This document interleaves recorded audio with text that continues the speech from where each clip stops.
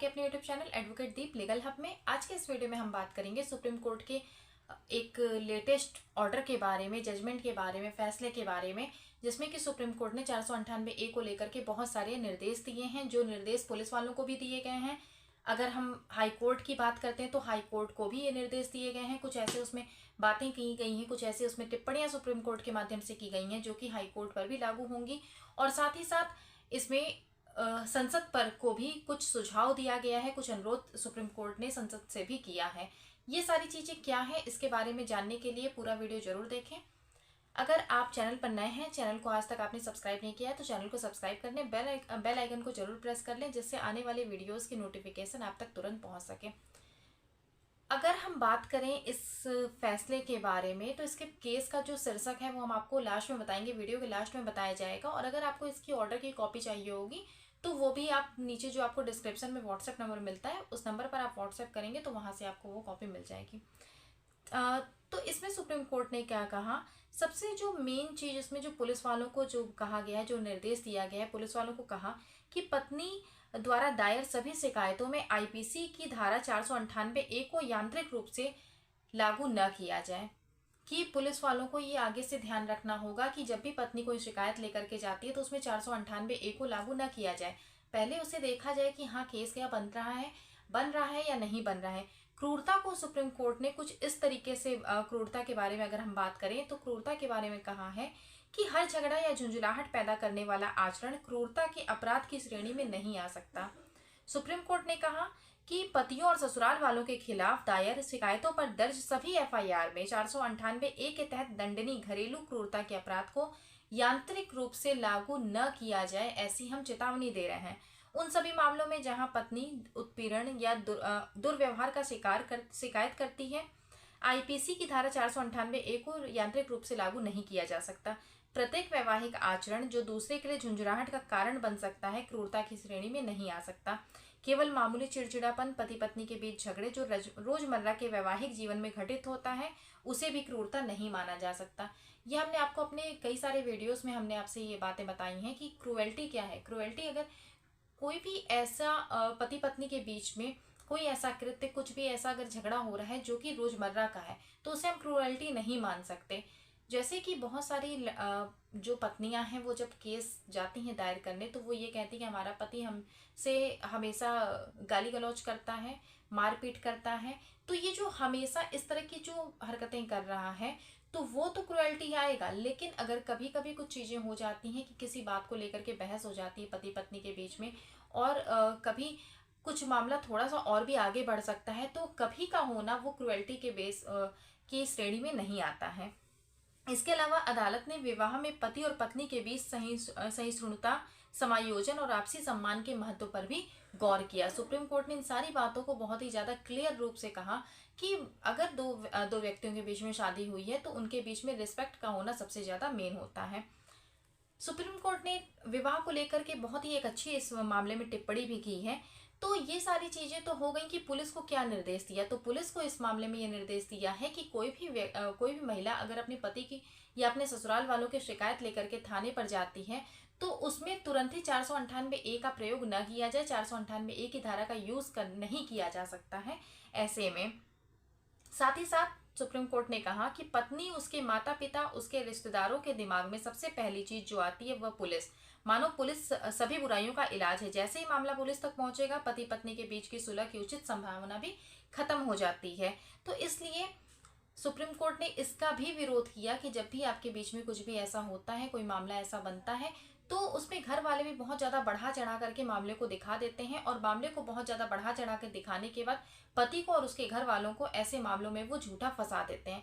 तो इन सारी चीजों की सुप्रीम कोर्ट ने अवहेलना की है अपने इस फैसले के माध्यम से। सुप्रीम कोर्ट ने हाई कोर्ट को भी इसमें कुछ निर्देश दिए हैं, इसके बारे में भी हम आपको आगे बताएंगे।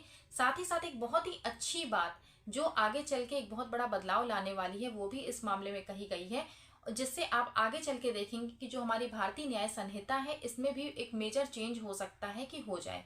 जैसा कि हमने आपको अपने पहले के वीडियो में बताया हुआ है कि अगर हम अपने भारतीय न्याय संहिता की बात करते हैं तो उसमें जो 498A है वो धारा 85 हो गया, 85 हो गया है, और उसमें कुछ भी बदलाव नहीं किया गया। सेम उन्हीं चीज़ों को वो कॉपी करके उसमें लिख दिया गया। लेकिन बदलाव क्या किया गया है, केवल उसके साथ साथ एक रीड विथ 86 को ऐड किया गया है, जिसमें क्रुएल्टी को डिफाइन कर दिया गया है। इसके अलावा कोई भी चेंज उसमें नहीं किया गया। तो इसको लेकर के भी सुप्रीम कोर्ट ने अनुरोध किया है संसद से। क्या अनुरोध किया है इसके बारे में अभी हम आपको बताते हैं।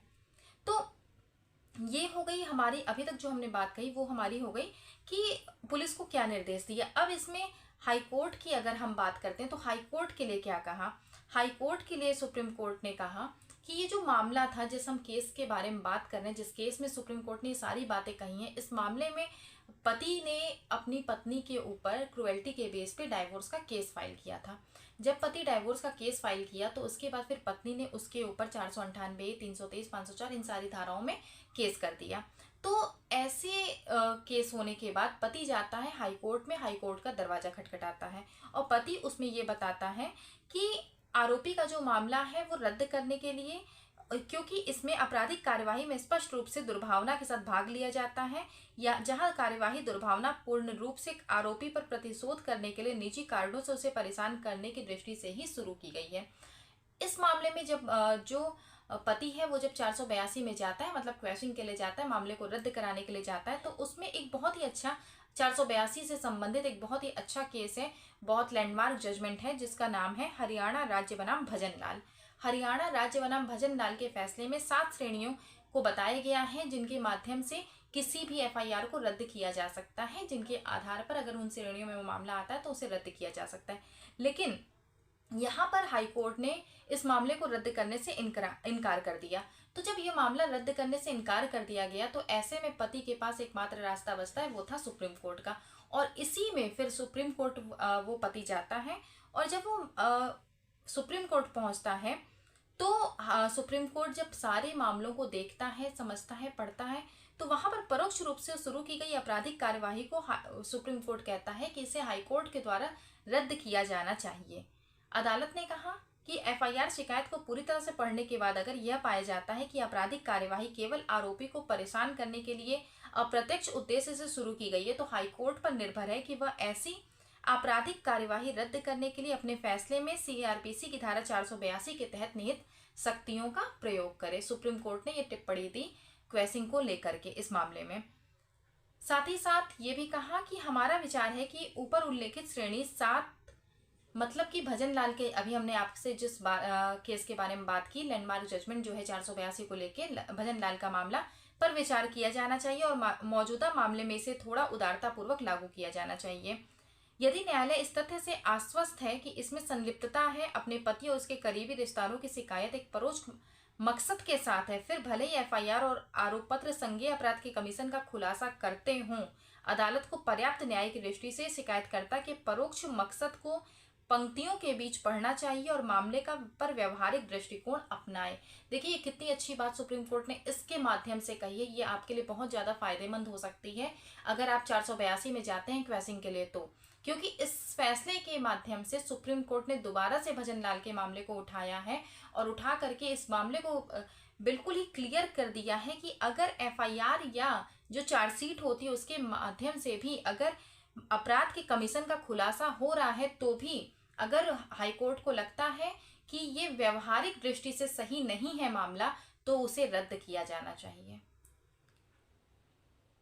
इसके बाद फिर हाईकोर्ट को निर्देश दिया कि 482 की अपनी जो अंतर्निहित शक्तियां हैं उनका हाईकोर्ट के द्वारा यूज किया जाना चाहिए, उनका प्रयोग किया जाना चाहिए।